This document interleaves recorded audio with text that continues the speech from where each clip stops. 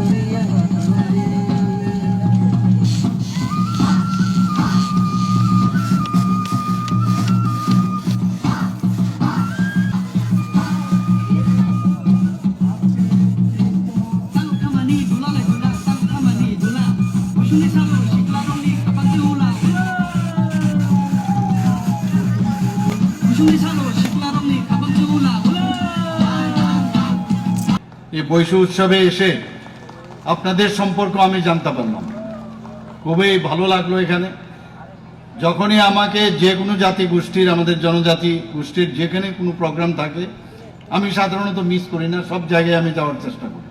কারণ মাননীয় প্রধানমন্ত্রীজি সবসময় বলছেন সবকা সাথ সবকা বিকাশ, বিশ্বাস আর প্রয়াস।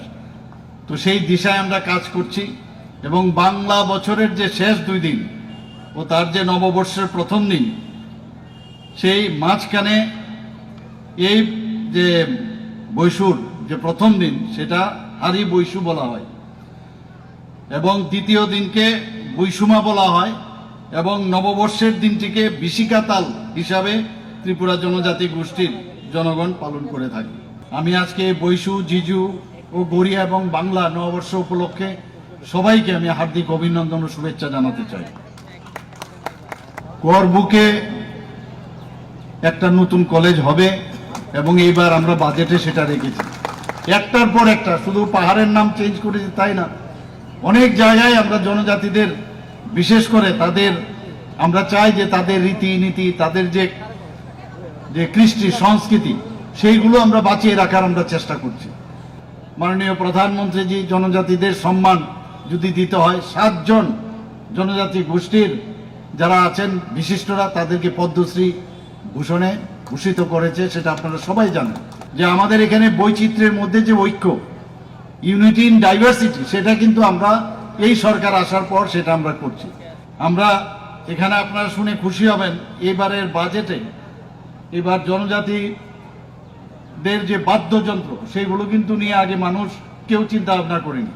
আমাদের সরকার এসে আমরা ঠিক করলাম যে এই বাদ্যযন্ত্রগুলো যাতে সেগুলো হারিয়ে না যায়, তার জন্য এইবার বাজেটে আমরা 3 কোটি টাকা রেখেছি। এইবারের বাজেটে আমাদের সরকার চেষ্টা করছে যে আমাদের পুরনো যে জিনিসগুলো হারিয়ে গেছে সেইগুলো যাতে আবার পুনরুদ্ধার করা যায়, সেই রাজ্যভিত্তিক যাত্রা উৎসব সেখানে আমরা শুরু করেছি। তো আমি কয়েকটা এখানে আপনাদের সামনে রাখছি। তথ্য ও সংস্কৃতি দপ্তরের উদ্যোগে গত 1 বছরে 501টি বিভিন্ন সাংস্কৃতিক অনুষ্ঠান আমরা এখানে করেছি। ত্রিপুরাতে 122টি ইভেন্ট এখানে করা হয়েছে।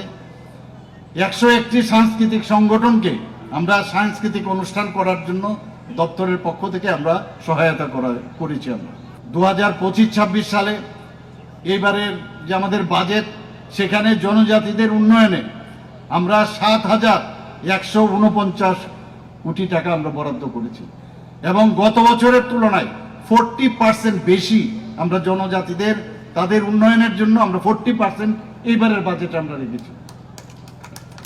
জীবনযাত্রার মান, তাদের সোশিও ইকোনমিক্যাল যে স্ট্যাটাস, সেটা যাতে বাড়ে, তার জন্য এক্সটার্নাল এডেড প্রজেক্ট আমরা এই ত্রিপুরা সরকার থেকে আমরা চেষ্টা করছি।